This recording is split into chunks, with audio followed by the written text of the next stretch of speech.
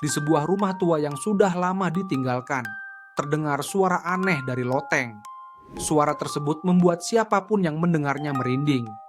Ketika malam tiba, suara itu semakin jelas, seperti teriakan Lego yang terperangkap. Menurut cerita penduduk setempat, hantu Lego adalah sosok yang terperangkap di dalam tumpukan mainan yang ditinggalkan. Dulu, anak-anak selalu bermain di loteng, dan satu malam mereka melakukan ritual untuk menghidupkan mainan mereka. Namun, ritual tersebut malah mengundang sesuatu yang tidak diinginkan. Sejak saat itu, suara aneh itu tidak pernah berhenti.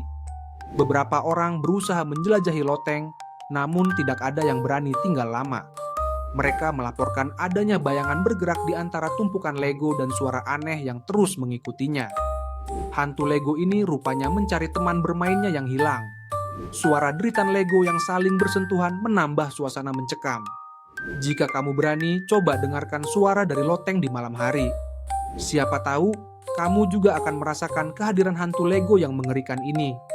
Namun ingatlah, kadang permainan bisa membawa konsekuensi yang tidak terduga.